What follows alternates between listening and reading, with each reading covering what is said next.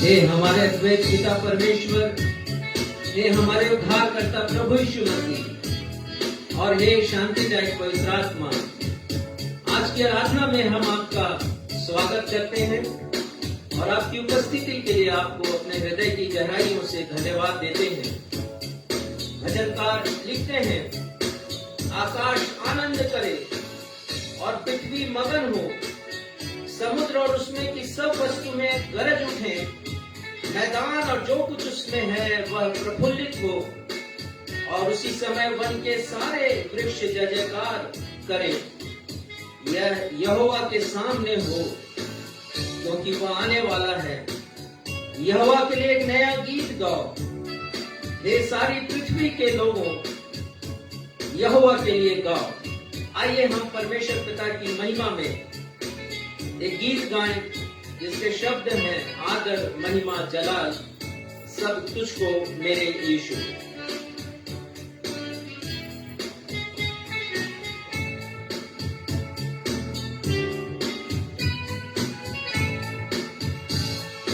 आदर महिमा जलाल सब तुझको मेरे यीशु।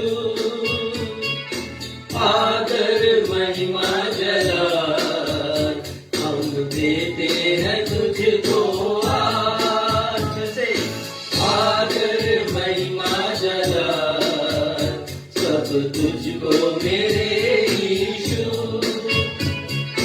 आदर महिमा जलाल हम देते हैं तुझको आज।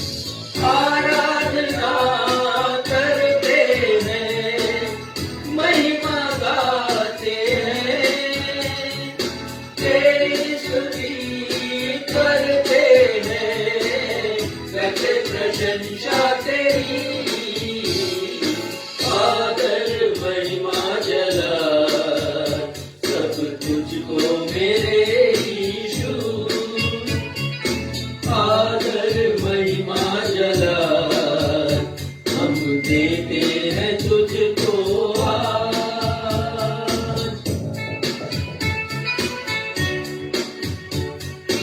सृष्टि परमेश्वर की महिमा करती है और भजनकार कहते हैं कि न सिर्फ समुद्र की लहरें परंतु जंगल और वन के सारे वृक्ष और मैदान और जो कुछ सब परमेश्वर की प्रशंसा करते हैं। तो हम क्यों चुप रहें और हम उनकी प्रशंसा करें, उनके पराक्रम के सामर्थी कामों की। पराक्रम के काम तेरे, सामर्थी है तेरा नाम। पराक्रम के काम तेरे, सामर्थी है तेरा नाम। प्रभु हमारी ज्योति, हमारी है शरण। प्रभु हमारी ज्योति, हमारी है शरण। आदर महिमा जलाल सब तुझको मेरे यीशु। आदर महिमा जलाल हम देते हैं तुझको आज। आराधना करते हैं, महिमा गाते हैं, तेरी स्तुति करते हैं, करते प्रशंसा तेरी। आदर महिमा जलाल सब तुझको मेरे यीशु। आदर महिमा जलाल हम देते हैं तुझको आज। नवजीवन इवेंजलिकल चर्च की 102वीं ऑनलाइन रविवारी आराधना में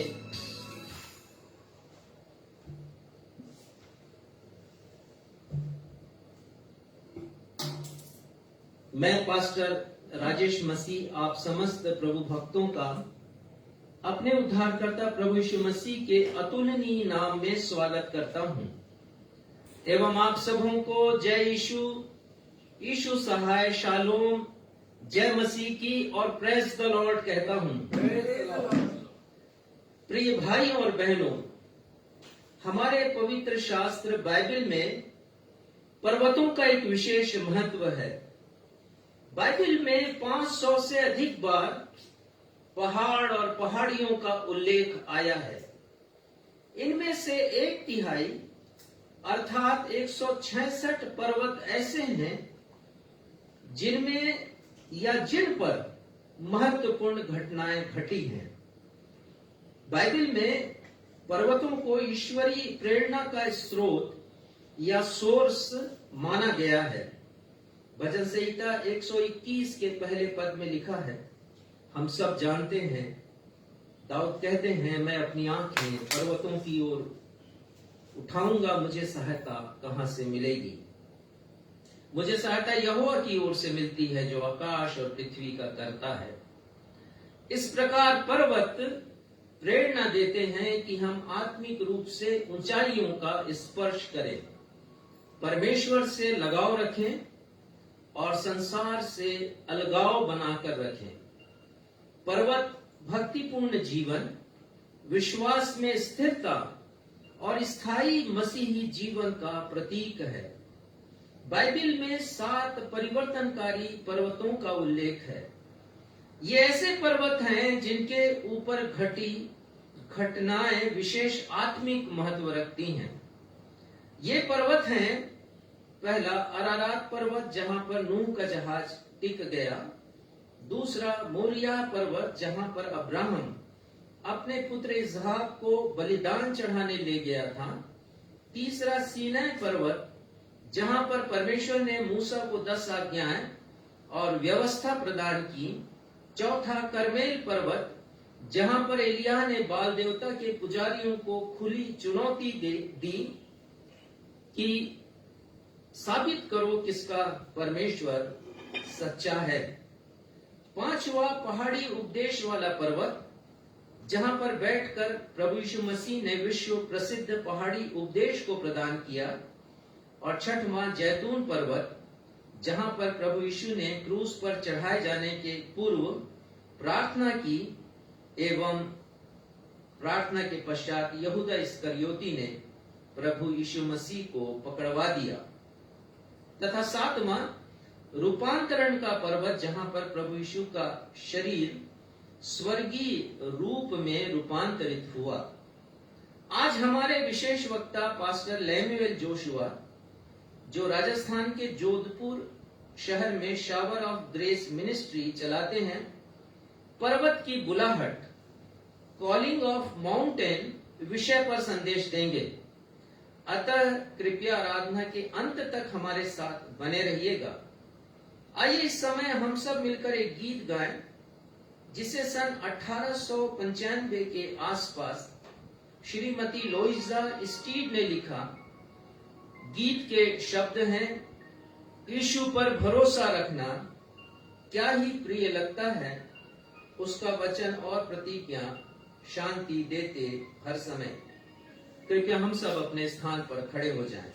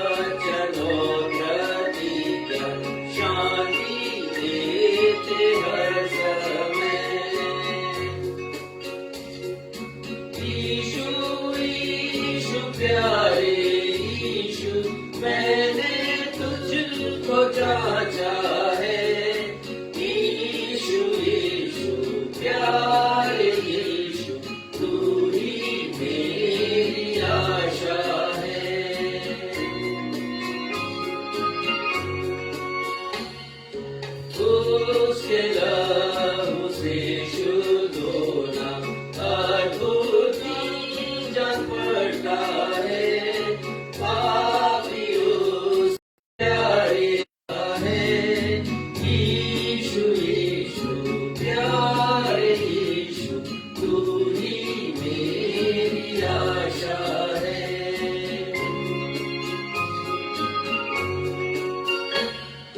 पाप स्वार्थ से छुटकारा, शांति आनंद और विश्राम, यीशु से विश्वास के द्वारा मुझे मिलते बिना दाम।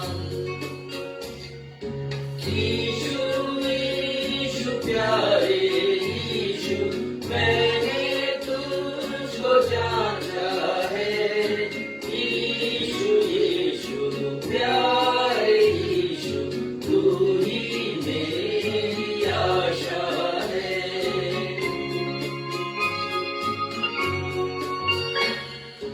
तुझे आनंद है कि मैंने तुझ पर किया है विश्वास। प्यारे यीशु मुक्तिदाता, आंदो रह तू मेरे पास। यीशु यीशु प्यारे यीशु, मैंने तुझको जांचा है। यीशु यीशु प्यारे यीशु, तू ही मेरी आशा है। हम इसी रीति से अपने स्थान पर खड़े रहेंगे और उत्तरवादी पाठ के लिए निकालेंगे भजन संहिता अध्याय 121 एवं 123। भजन संहिता अध्याय 121 और 123, और इसे उत्तरवादी की रीति से पढ़ने के लिए मैं आमंत्रित करूंगा सक्षम मसीह की वे आएं और उत्तरवादी की रीति से पढ़ने के लिए हम सबों की अगुवाई करें।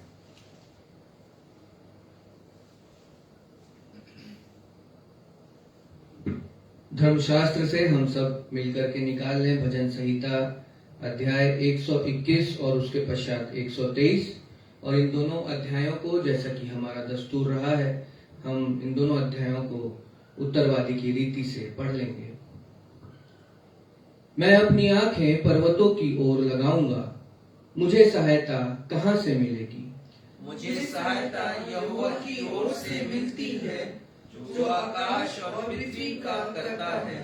वह तेरे पांव को टलने न देगा, तेरा रक्षक कभी न ऊंघेगा। सुन, इस्राएल का रक्षक ना ऊँघेगा और ना सोएगा। यहोवा तेरा रक्षक है, यहोवा तेरी दाहिनी ओर तेरी आड़ है। ना तो दिन को धूप से और न रात को चांदनी से तेरी कुछ हानि होगी। यहोवा सारी विपत्ति से तेरी रक्षा करेगा, वह तेरे प्राण की रक्षा करेगा। यहोवा तेरे आने जाने में भी तेरी रक्षा अब से लेकर सदा तक करता रहेगा। अध्याय 123। हे स्वर्ग में विराजमान, मैं अपनी आंखें तेरी ओर लगाता हूँ। देख, जैसे दासों की आंखें अपने स्वामियों के हाथ की ओर, और जैसे दासियों की आंखें अपने स्वामी के हाथ की ओर लगी रहती हैं, वैसे ही हमारी आंखें हमारे परमेश्वर यहोवा की ओर उस समय तक लगी रहेगी जब तक वह हम पर अनुग्रह ना करे। हम पर अनुग्रह कर, हे यहोवा, हम पर अनुग्रह कर, क्योंकि हम अपमान से बहुत ही भर गए हैं। हमारा जीव सुखी लोगों के ठट्ठों से और अहंकारियों के अपमान से बहुत ही भर गया है। यह सत्य और जीवित परमेश्वर का सत्य और जीवित वचन है। परमेश्वर पिता अपने इस वचन के पढ़े जाने, सुने जाने और समझे जाने पे हम में से हर एक को अपनी बहुतायत की आशीषों से परिपूर्ण करें। हम सब कहें आमीन। आमीन। कृपया स्थान ग्रहण कीजिए। वक्त है कि हम सूचनाओं को सुन लेंगे और सूचनाओं के पश्चात हम मध्यस्थता की प्रार्थना में आगे बढ़ेंगे। मैं आप सभी से अनुरोध करता हूं जो हमारी आज की आराधना में फिजिकली उपस्थित हैं और वे सारे लोग जो ऑनलाइन आराधना में उपस्थित हैं, यदि आपके पास कोई अनुरोध है प्रार्थना का तो इसी समय आप फेसबुक के कमेंट बॉक्स में लिखकर हमें भेज दीजिए। हम आपके लिए अवश्य प्रार्थना करेंगे। सूचनाएं इस प्रकार से हैं।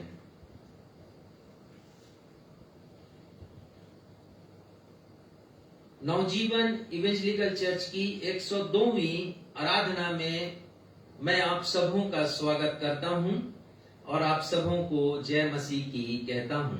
जय मसीह। हमारे लिए प्रसन्नता का विषय है कि आज हमारे मध्य पास्टर लेमुएल जोशुआ उपस्थित हैं। आप जोधपुर राजस्थान से हैं। शावर ऑफ ग्रेस मिनिस्ट्री का संचालन करते हैं।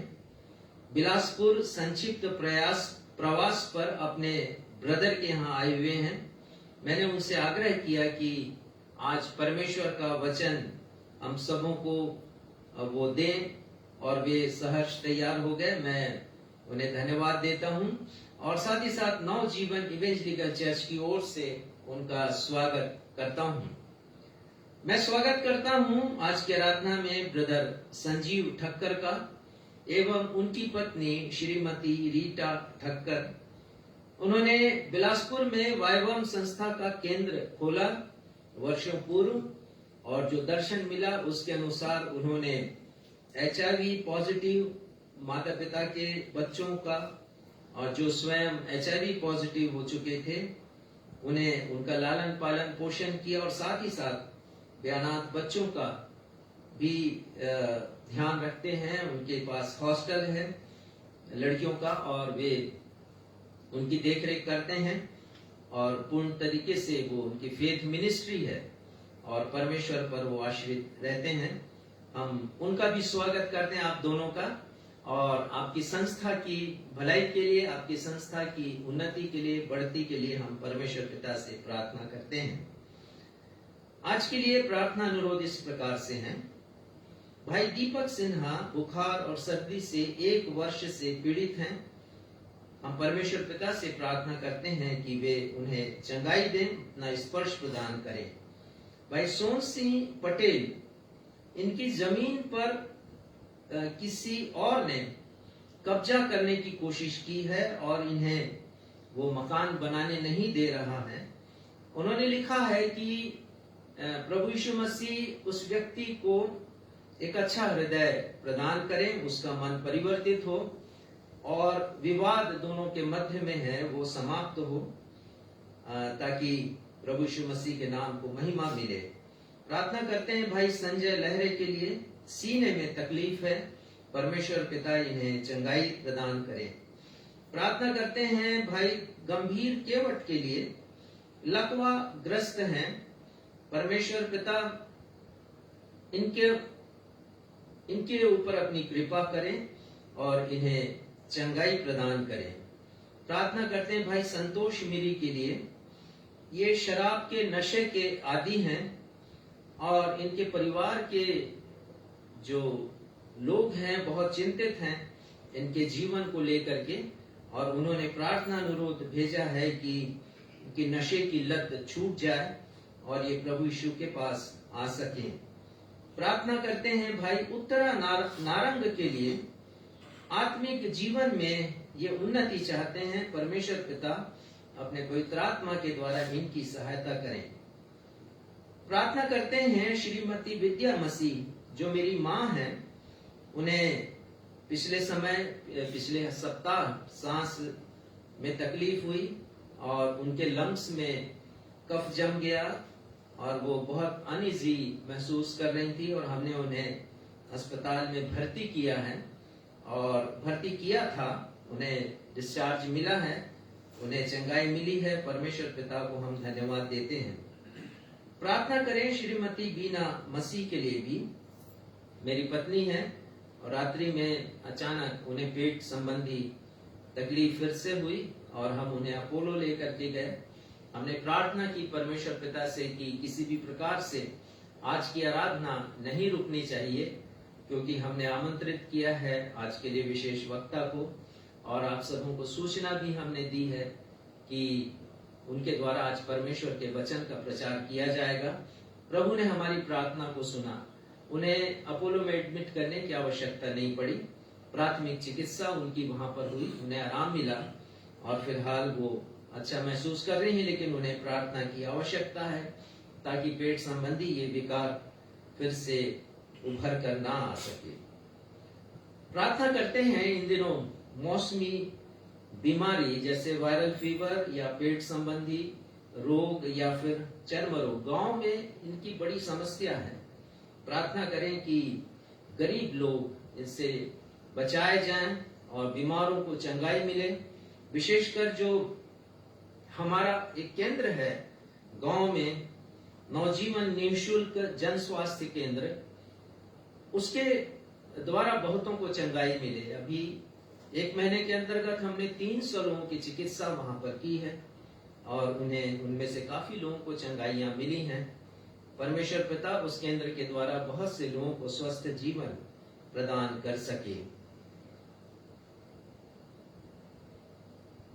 दुख की खबर भी है, हमारे बिलासपुर के एक वयोवृद्ध कर्मठ समर्पित प्रभु के दास भाई फिलिप जेम्स कल प्रभु में बुला लिए गए। हम उनके शोक संतप्त परिवार को अपनी प्रार्थना में याद करते हैं। प्रार्थना में याद करते हैं हम श्रीमती मंजुला फिलिप जो बैतूल में है, और डॉक्टर रिचा फिलिप के भाई के लिए जो होशंगाबाद में थे, उन्हें हार्ट अटैक आया पिछले सप्ताह ही और उनकी मृत्यु हुई और परिवार बहुत ही दुखी है। इकलौता बेटा था उनका और उनकी मृत्यु हुई है। प्रार्थना करते हैं कि परमेश्वर पिता पूरे परिवार को अपनी असीम शांति प्रदान करे, विशेषकर उनकी पत्नी को, उनके माता पिता को, उनकी बहन को। धन्यवाद के विषय हैं, हमने प्रार्थना की थी पिछले समय मिस्टर आशीष कानुलकर के लिए जो बैंक में अधिकारी हैं और दुर्ग में सेवारत हैं। पिछले समय उनके सिर में असहनीय पीड़ा हुई और साथ ही साथ दृष्टि दोष भी हुआ। उन्हें कोई भी वस्तु या कोई भी मनुष्य दो दिखाई देते थे आंखों से, परंतु परमेश्वर का धन्यवाद हो कि उन्होंने प्रार्थनाओं को सुना और जहां पर डॉक्टर कह रहे थे कि ऑपरेशन की जरूरत पड़ेगी, 8-10 लाख रुपए खर्चा होगा, वहां पर बिना ऑपरेशन के प्रार्थनाओं के द्वारा परमेश्वर पिता ने उन्हें चंगाई दी। आज उनकी मम्मी का फोन आया था और उन्होंने बहुत ही प्रसन्नता के साथ उनकी चंगाई की खुशखबरी दी और कहा कि आप जरूर परमेश्वर पिता को धन्यवाद देना। हम धन्यवाद देते हैं। हम धन्यवाद देते हैं बेटे सैमुअल मसीह के लिए जो मेरे भतीजे हैं और कांकेर में रहते हैं। उन्होंने डिस्टिंक्शन के साथ अपनी एमपीएड की परीक्षा पास की है। हम परमेश्वर पिता को उनकी इस उपलब्धि के लिए धन्यवाद देते हैं और यूनिवर्सिटी में प्रथम स्थान उन्होंने प्राप्त किया है, गोल्ड मेडल प्राप्त किया है। परमेश्वर पिता हमारे उस बेटे के ऊपर अपनी कृपा बना करके रखे। परमेश्वर पिता ने बड़े उपकार किए हैं। पहले गवर्नमेंट स्कूल में उनकी नौकरी लगी है और उनकी अच्छी शिक्षा के कारण कई जगह उनको आमंत्रित किया गया, कई जगह उनकी नौकरी लगी और फिलहाल वो जब स्पोर्ट्स ऑफिसर के लिए कोशिश करते हैं, परमेश्वर पिता उनकी सहायता करे। साथ ही साथ हम प्रार्थना करते हैं अपने भाई हर्षित बेंजामिन के लिए। प्रार्थना करते हैं परमेश्वर पिता अपनी इच्छा उनके ऊपर प्रकट करे। काफी तबीयत उनकी खराब है और काफी निराशा भी उनके मन में है। परमेश्वर पिता उनकी सहायता करें और उन्हें चंगाई दे। आइए इन सारी बातों को हम अपने उद्धारकर्ता प्रभु यीशु मसीह के नाम में परमेश्वर पिता के सिंहासन के समक्ष रखें। ये हमारे पिता, हम आपको धन्यवाद देते हैं, हमारे जीवित परमेश्वर, सर्वशक्तिमान, सर्वव्यापी, सर्वज्ञानी पिता परमेश्वर। अपने उद्धारकर्ता प्रभु यीशु मसीह के लिए जिन्होंने हमें प्रार्थना करना सिखाया और हमारा रिश्ता आपके साथ पिता पुत्र का जोड़ दिया और हमें अधिकार दिया कि पुत्र होने के नाते हम आपसे अपनी समस्याओं, आपके समक्ष अपनी समस्याओं को रखें, अपनी चिंताओं को रखें और अपनी आवश्यकताओं को रखें। पिता, ये सारे निवेदन हमारे उद्धारकर्ता प्रभु यीशु मसीह के नाम में आपके सिंहासन के समक्ष हैं। खुशबूदायक सुगंध के रूप में आप इसे ग्रहण कीजिए। प्रार्थना करते हैं पिता पास्टर लेमुएल जोशुआ के लिए, जो जोधपुर में रहकर आपके नाम की कलीसिया का संचालन करते हैं और एक सेवकाई भी चलाते हैं। प्रार्थना करते हैं पिता आपकी कृपा इनके जीवन पर बनी रहे। प्रार्थना करते हैं पिता कि इनकी पत्नी भी आप में आशीषित होती रहे और साथ ही साथ इनके बेटी और बेटा ये भी अपने कॉलेज एजुकेशन में आगे बढ़ सकें और प्रभु यीशु मसीह का नाम आगे चलकर रोशन करें। प्रार्थना करते हैं पिता आपके दास भाई संजीव ठक्कर के लिए, उनकी पत्नी रीटा ठक्कर के लिए, जो पिछले कई समय से आपकी सेवा कर रहे हैं बिलासपुर शहर में। प्रार्थना करते हैं पिता इनकी सेवकाई के द्वारा बहुत से लोग प्रभु यीशु मसीह को जान सकें और अपना जीवन समर्पित कर सकें। पिता, सारे निवेदनों को हम आपके समक्ष रखते हैं। आप जानते हैं पिता इसके पहले कि हम इन्हें डायरी में लिखते या लोग हमसे कहते कि उनके लिए प्रार्थना की जाए। पिता, आप सब कुछ जानते हैं। युगों से पहले सब कुछ आपके सामने खुली किताब की तरह है। फिर भी पिता इन निवेदनों को रखते हैं क्योंकि हम आपका सम्मान करते हैं, आदर करते हैं। पिता, हम आपको पिता कहते हैं और इसलिए आवश्यक है कि इन निवेदनों को हम आपके सन्मुख रखें। धन्यवाद के विषयों को भी आपके सन्मुख रखते हैं। पिता, धन्यवाद देते हैं प्रत्येक उन प्रार्थनाओं के लिए जिसे आपने सुना है और उनका उत्तर दिया है। आगे की आराधना को हम आपके सामर्थी हाथ में सौंपते हैं और अपनी इस प्रार्थना को आपके बेटे हमारे उद्धारकर्ता प्रभु यीशु के नाम से मांगते हैं। सुनिए और ग्रहण कीजिए। हम सब कहें आमीन। आमीन।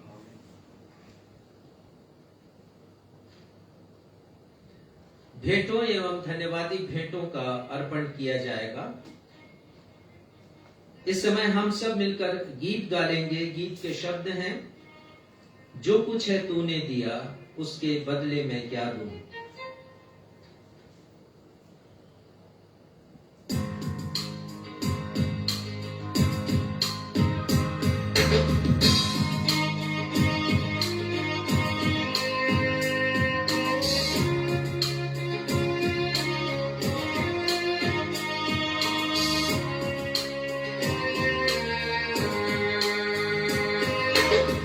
जो कुछ है तूने दिया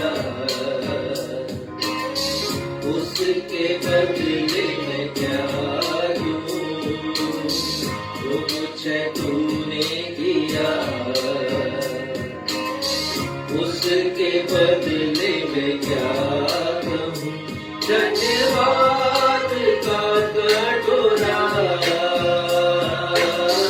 उठा के मैं ये कहूं, धन्यवाद का कटोरा उठा के मैं ये कहूं। पिता धन्यवाद, यीशु धन्यवाद, धन्यवाद आत्मा धन्यवाद, पिता धन्यवाद, यीशु धन्यवाद, धन्यवाद आत्मा धन्यवाद।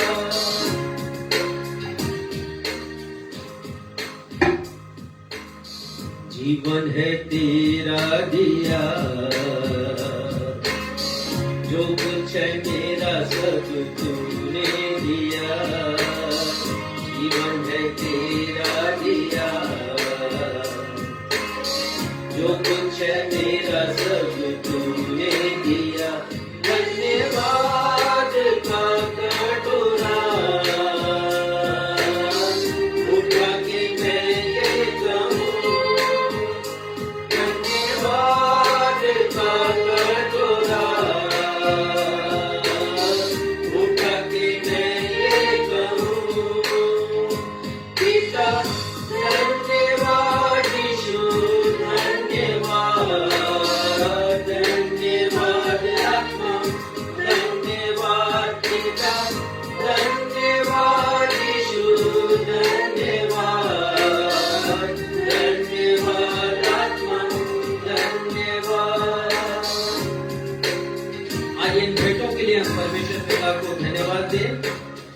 आराधना में अगुवाई भाई संजीव ठक्कर करेंगे।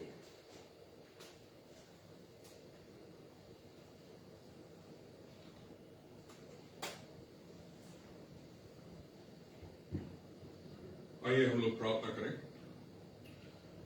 प्रभु, आपका वचन कहता है कि हे मेरे मन, यहोवा को धन्य किया और उसके किए गए किसी उपकार को ना भूल। प्रभु जी, आज की सुबह हम आभारी हैं, हम धन्यवादी हैं कि प्रभु हमने बहुत सारी आशीषों को प्रभु यीशु मसीह आप में होकर के बहुत आयत से बटोरा प्रभु जी, शारीरिक रीति से, और बहुत सी तो आत्मिक है। जैसा आपका वचन कहता है कि तेरे दाईं और 1000 और तेरी बाईं और 10,000 गिरेंगे पर तुझे किसी बात की हानि नहीं होगी। हाँ प्रभु जी, स्पिरिचुअल रैम्स में तो ऐसी कितनी ब्लेसिंग्स, कितनी आशीष है जिसे हम देख भी नहीं सकते हैं, जो प्रतिदिन प्रभु आप हमारे जीवन में देते हैं। प्रभु जी, हम आभारी हैं प्रभु जी, हम आभारी हैं कि प्रभु आप हमें अच्छा स्वास्थ्य देते हैं। प्रभु हम आभारी हैं कि आप हमें अच्छी जिंदगी देते हैं। प्रभु हम धन्यवाद देते हैं कि आप हमें सिर बनाते हैं। हर एक बातों में प्रभु आप हमें आशीषित करते हैं। हम आपको धन्यवाद देते हैं पिता। और प्रभु इस भाग में हमारे पास कुछ नहीं है आपको देने के लिए, सिवाय इसके कि हम आपके नाम को धन्य कहें पिता, सिवाय आपके नाम की प्रशंसा करें, सिवाय आपके नाम की स्तुति करें। यीशु, आज की सुबह हम आपको धन्यवाद देते हैं और धन्यवाद दिए प्रभु इस भेंट के लिए। हम जानते हैं प्रभु ये आपकी महिमा के लिए, आपकी सेवा के लिए। हम प्रार्थना करते हैं, सब गुणवाद करिए प्रभु जी। बढ़ाए गए हाथों पे बहुत ऐसे आशीष दीजिए प्रभु जी, खत्ते भरे प्रभु जी। खास प्रभु आपकी महिमा के लिए, आपकी सेवा के लिए प्रभु ये सवाल किया जाए पिता। 1000 गुना, लाख गुना होकर के प्रभु जी आपके लोग जो इंतजार कर रहे हैं, बाट जो रहे हैं प्रभु जी आपकी महिमा के प्रकट होने का, आपके पुत्रों के प्रकट होने का, प्रभु इस संसाधन के द्वारा यीशु आपकी महिमा उनकी जिंदगियों तक पहुंचे पिता जी। हम प्रार्थना करते हैं ये थोड़ा नहीं है प्रभु जी, क्योंकि आप में होकर के बहुत आयत से है, आप इसे गुणवाद कर देंगे प्रभु जी। हम प्रार्थना करते हैं गुणवाद करिए प्रभु, और प्रभु आशीष दीजिए, ताकि प्रभु ये आशीष उन लोगों तक पहुंचे जो प्रभु आपकी महिमा का कारण बनेंगे पिता। हम धन्यवाद देते हैं संगति के लिए, वचन की सहभागिता और सारी भागों के लिए। प्रभु आपसे विनती करते हैं, आप ही हमारा नेतृत्व करिए। हम आपके चरणों में होकर सुनना चाहते हैं, यीशु नाम से मांगते हैं, आमीन।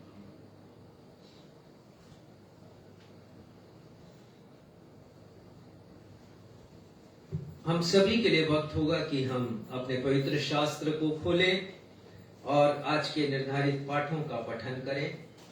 पहला पाठ पाया जाता है पुराने नियम से, हागे नामक किताब से, उसका पहला अध्याय पद संख्या 1 से लेकर पद संख्या 8 तक।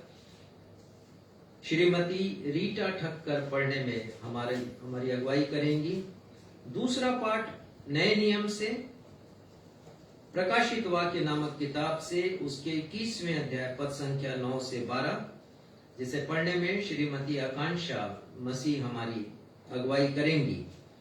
तो आइए पहले पाठ को हम पढ़ें जो पुराने नियम से है। हागे नबी की किताब, पहला अध्याय पद संख्या 1 से 8 तक, श्रीमती रीटा ठक्कर के द्वारा।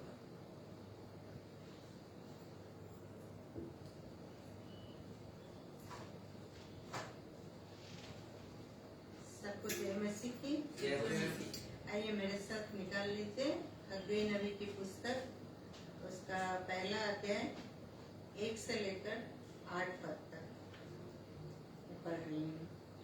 दारा राजा के दूसरे वर्ष के 6वें महीने के पहले दिन यहोवा का ये वचन हग्गे भविष्यवक्ता के द्वारा शालतियल के पुत्र जरुब्बाबेल के पास, जो यहूदा का अधिपति था, यहोसादक के पुत्र यहोशू महायाजक के पास पहुंचा। सेनाओं का यहोवा यो कहता है, ये लोग कहते हैं कि यहोवा का भवन बनाने का समय नहीं आया। फिर यहोवा का यह वचन हग्गे भविष्यवक्ता के द्वारा पहुंचा, क्या तुम्हारे लिए अपने छत वाले घरों में रहने का समय है, जबकि यह भवन उजाड़ पड़ा है? इसलिए अब सेनाओं का यहोवा यो कहता है, अपनी अपनी चाल चलन पर ध्यान करो। तुमने बहुत बोया परंतु थोड़ा काटा, तुम खाते हो परंतु पेट नहीं भरता, तुम पीते हो परंतु प्यास नहीं बुझती, तुम कपड़े पहनते हो परंतु गर्माते नहीं, और जो मजदूरी कमाते हैं वो अपनी मजदूरी के कमाई को छेद वाली थैली में रखता है। सेनाओं का यहोवा तुमसे यो कहता है, अपने अपने चाल चलन पर सोचो। पहाड़ पर चढ़ जाओ और लकड़ी ले आओ और इस भवन को बनाओ, और मैं उसको देखकर प्रसन्न होऊंगा और मेरी महिमा होगी। यहोवा का यही वचन है। परमेश्वर इस वचन को पढ़े और सुने जाने पर आशीषित करे। धन्यवाद। आमीन।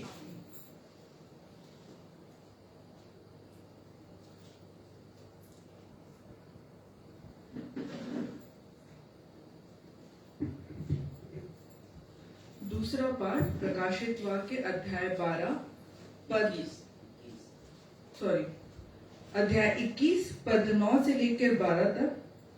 फिर जिन 7 स्वर्गदूतों के पास 7 अंतिम विपत्तियों से भरे हुए 7 कटोरे थे, उनमें से एक मेरे पास आया और मेरे साथ बातें करके कहा, इधर आ, मैं तुझे दुल्हन अर्थात मेमने की पत्नी दिखाऊंगा।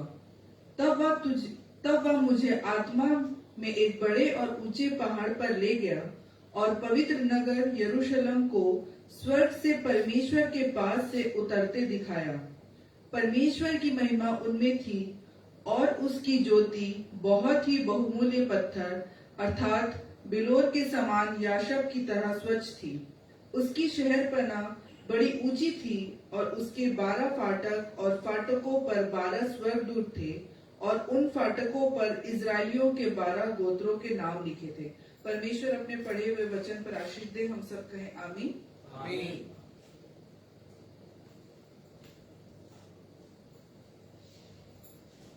आज का सुसमाचार का पाठ मत्ती रचित सुसमाचार 17वां अध्याय उसकी पद संख्या 1 से 8 तक।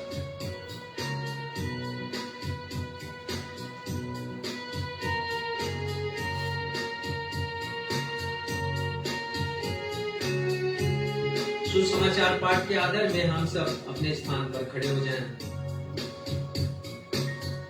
वचन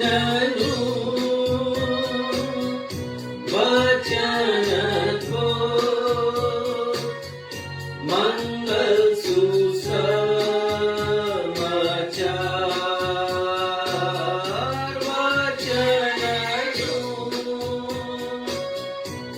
वचन को मंगल सुसमाचार।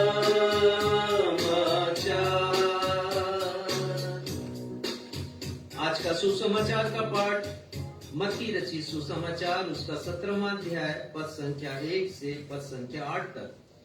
और यहाँ इस प्रकार लिखा है, 6 दिन के बाद यीशु ने पतरस और याकूब और उसके भाई यूहन्ना को साथ में लिया और उन्हें एकांत में किसी ऊंचे पहाड़ पर ले गया और उनके सामने यीशु का रूपांतरण हुआ और यीशु का मुंह सूर्य के समान चमका और यीशु का वस्त्र ज्योति के समान उजला हो गया। और देखो, मूसा और एलिया उसके साथ बातें करते हुए उन्हें दिखाई दिए। इस पर पतरस ने यीशु से कहा, हे प्रभु, हमारा यहाँ रहना अच्छा है। इच्छा हो तो यहाँ 3 मंडप बनाओ, एक तेरे लिए, एक मूसा के लिए और एक एलिय्याह के लिए। वह बोल ही रहा था कि देखो, एक उजले बादल ने उन्हें छा लिया और देखो, उस बादल में से यह शब्द निकला कि यह मेरा प्रिय पुत्र है जिससे मैं प्रसन्न हूं, इसकी सुनो। चेले यह सुनकर मुंह के बल गिर गए और अत्यंत डर गए। यीशु ने पास आकर उन्हें छुआ और कहा, उठो, डरो मत। तब उन्होंने अपनी आंखें उठाकर यीशु को छोड़ और किसी को नहीं देखा। ये प्रभु यीशु ख्रिस्ट का सुसमाचार है। हे प्रभु यीशु ख्रिस्ट, आपके नाम की महिमा हो। हम सब कहें आमीन। कृपया स्थान ग्रहण कीजिए। अब हम सभी के लिए अवसर होगा कि हम सप्ताह भर की आत्मिक ऊर्जा प्राप्त करने के लिए आमंत्रित वक्ता पास्टर लेमेल जोशुआ से परमेश्वर का वचन सुने। इनका कुछ परिचय मैंने प्रारंभ में दिया है। कुछ और बातें मैं बताना चाहता हूं। जिन्होंने विलंब से अपने मोबाइल को चालू किया है या आराधना में वे शामिल हुए हैं, आप सभी के ज्ञान में मैं उनका जीवन परिचय देना चाहता हूं।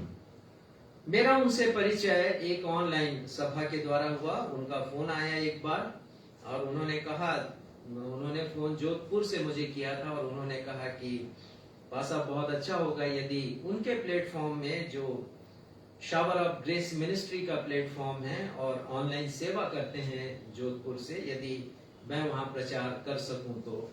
और मुझे बड़ी प्रसन्नता हुई और प्रभु में हम दोनों एक मित्र बन गए। बाद में भी हमारी चर्चा होती रही फोन के ऊपर। तो आप जोधपुर में रहते हैं और शावर ऑफ ग्रेस चर्च के वो पास्टर हैं, साथ ही साथ शावर ऑफ ग्रेस मिनिस्ट्री का संचालन भी वो करते हैं। उनकी पत्नी गृहिणी है और उनकी बड़ी बेटी एमएससी में अध्ययन कर रही है और उनका बेटा एमएसडब्ल्यू अर्थात सोशल वर्क में ये पोस्ट ग्रेजुएशन कोर्स वो कर रहे हैं। परमेश्वर पिता उन्हें अपनी आशीष प्रदान करे। अनेक जगह वो जाते हैं, प्रभु के संदेशों को वो सुनाते हैं और आत्मा से भरे हुए हैं। परमेश्वर पिता आज उनके द्वारा हमें कुछ नया बताना चाहते हैं, सिखाना चाहते हैं। तो आइए हम उनके द्वारा परमेश्वर का वचन सुने। जो विषय जिस पर वो प्रचार करेंगे वो है बाइबल में पर्वत की बुलाहट, calling of mountain in the Bible.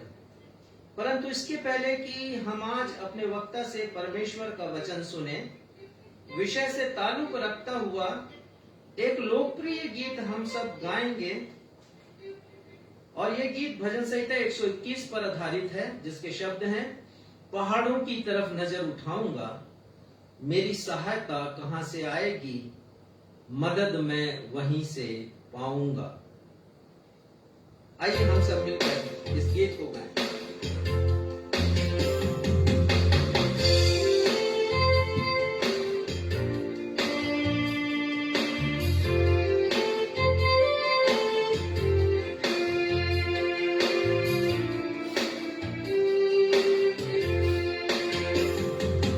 पहाड़ों की तरफ नजर उठाऊंगा, पहाड़ों की तरफ नजर उठाऊंगा, पहाड़ों की तरफ नजर उठाऊंगा, पहाड़ों की तरफ नजर उठाऊंगा। मेरी सहायता कहाँ से आएगी, मेरी सहायता कहाँ से आएगी, जिसने आसमान और जमीन बनाई है, उसी खुदा को मैंने मददगार पाया है, मदद वहीं से मैं तो पाऊंगा, मदद वहीं से मैं तो पाऊंगा। पहाड़ों की तरफ नजर उठाऊंगा, पहाड़ों की तरफ नजर उठाऊंगा।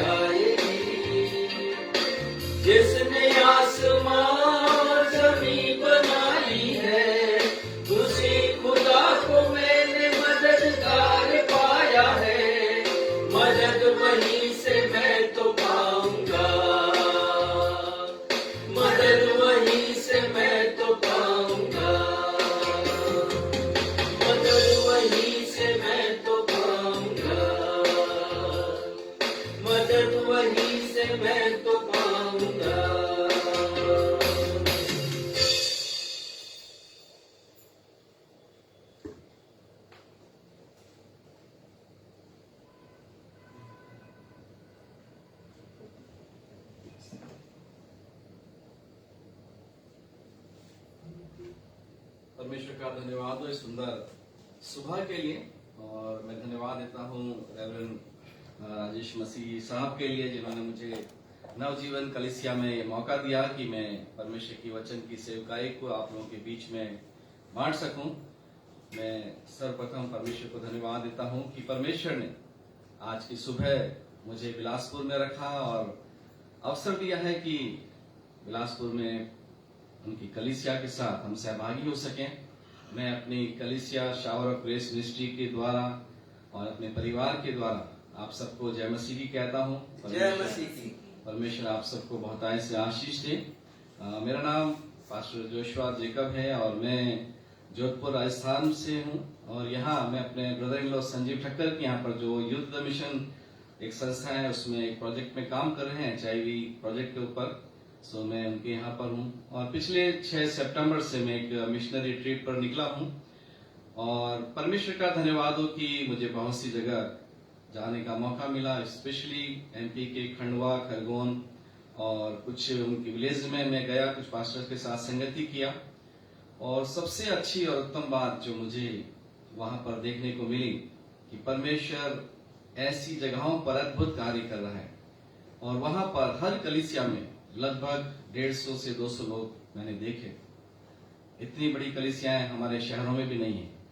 नो डाउट हमारे यहाँ बहुत बड़े बड़े पास्टर होंगे, PhD भी होंगे, लेकिन जो सेवाएं मैंने कलीसियाओं में वहां पर देखी, जो विश्वास मैंने देखा, मेरा हृदय आनंद से भर गया कि परमेश्वर की आत्मा किसी का पक्षपात नहीं करता है और वो अद्भुत तरीके से अपने लोगों के बीच में काम कर रहा है। सो परमेश्वर का धन्यवाद हो आज की सुबह के लिए।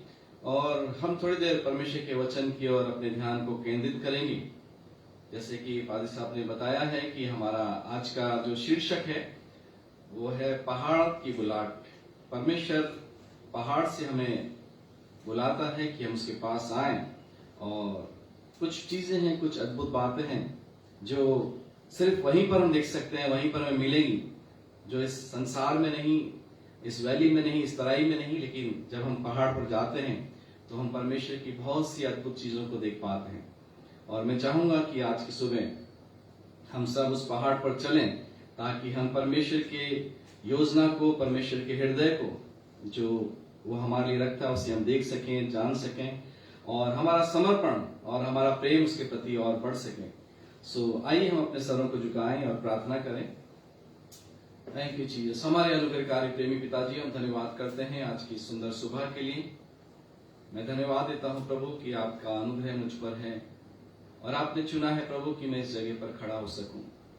प्रभु हमारी काबिलियत, हमारी योग्यताओं के अनुसार नहीं, केवल तेरा अनुग्रह है प्रभु, तेरी दया है, तेरा प्रेम है प्रभु कि तू हमें चुनता है और अपनी महिमा के लिए खड़ा करता है। इसलिए हम अपने आप को तेरी वेदी के समक्ष झुकाते हैं, अपने आप को प्रभु दंडवत करते हैं प्रभु जी। एक भेंट के रूप में हम अपने आप को आपकी वेदी पर लाते हैं। हमें स्वीकार है प्रभु जी और हमें अपनी आत्मा से परिपूर्ण करें प्रभु। अपनी पवित्र वेदी के अंगारों से मेरे होठों को छुएं ताकि मैं नहीं परंतु आपकी आत्मा मुझ में से बातचीत करने पाए।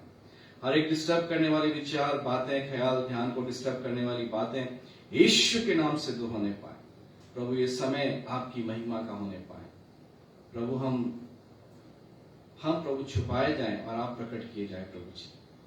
यहाँ पर मैं नहीं परंतु आपकी आत्मा बातचीत करने पाए प्रभु। मुझे अपनी क्रूस के पीछे छुपा कर अपने आप को प्रकट कर। आज की सुबह में इस कलीसिया को तेरे नाम से आशीष देता हूँ, ये मल्टीप्लाई हो प्रभु जी। बिलासपुर में प्रभु इस कलीसिया के द्वारा हजारों आत्माएं बचाई जाए प्रभु जी। पवित्र आत्मा का अभिषेक इस कलीसिया के ऊपर उतरने पाए, कलीसिया के लोगों पर उतरने पाए प्रभु। वो जिस भी क्षेत्र में जाए शैतान के काम नाश हो प्रभु जी। लोग बंधनों से छुड़ाए जाएं और आपका नाम महिमा पाए। मैं धन्यवाद देता हूँ आपकी उपस्थिति के लिए प्रभु। इस सभा के शुरू से लेकर आखिर तक आपने हमारी अगुवाई की, आगे के भाग को भी हम आपके हाथों में सौंपते हैं। पवित्र आत्मा आप हमारी सहायता करें। यीशु मसीह के नाम से मांगते हैं, सुनो कबूल कर, आमीन। एक बार फिर से परमेश्वर का धन्यवाद हो आज की सुंदर सुबह के लिए। और एक बार फिर मैं परमेश्वर के नाम में आप सबको जय मसीह की कहता हूँ। जैसा हमने अभी परमेश्वर के वचन में से कुछ बातों को देखा है, पढ़ा है, और मैं आपका ध्यान उन्हीं बातों की ओर ले जाना चाहूंगा। और जब हम पढ़ रहे थे मत्ती उसके 17 अध्याय को हम अगर निकाल लें तो वहां पर हमारे लिए कुछ बातें हैं जिसको हम देख पाएंगे।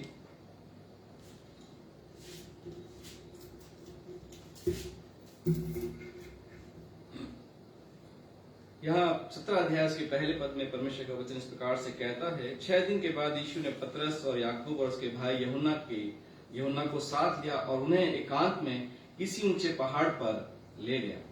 मेरे प्रियो, आज की सुबह मैं आपको उत्साहित करना चाहता हूं कि ये हमारी योजना नहीं है, हमारे अंदर का विचार नहीं है कि हम पहाड़ पर जाएं, लेकिन ये परमेश्वर की मंशा है कि वो हमें पहाड़ पर लेकर जाए। परमेश्वर की बुलाहट है कि वो हमें पहाड़ पर ले जाना चाहता है, क्योंकि जब हम संसार में प्रभु यीशु मसीह के उस जीवन काल को देखते हैं, तो जब वो इस पृथ्वी पर था, एक बड़ी भीड़ उसके साथ रहती थी, और भीड़ जो रहती थी उसका एक ही पर्पस या एक ही उद्देश्य हम कह सकते हैं कि वो सब शारीरिक प्रक्रियाओं में, शारीरिक अवस्थाओं के अंदर वहां पर रहकर यीशु मसीह से अपने जीवन के लिए कुछ प्राप्त करना चाहते थे।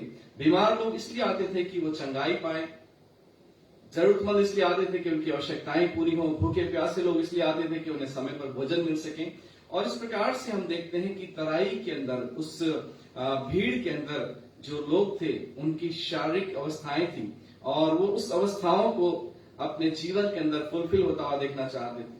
लेकिन परमेश्वर का वचन बताता है कि प्रभु यीशु मसीह जिनसे प्यार करता था, हम देखते हैं कि उसकी शुरुआत की सेवकाई के अंदर जब प्रभु यीशु मसीह ने अपनी सेवा को शुरू किया, उसने चेलों को चुना।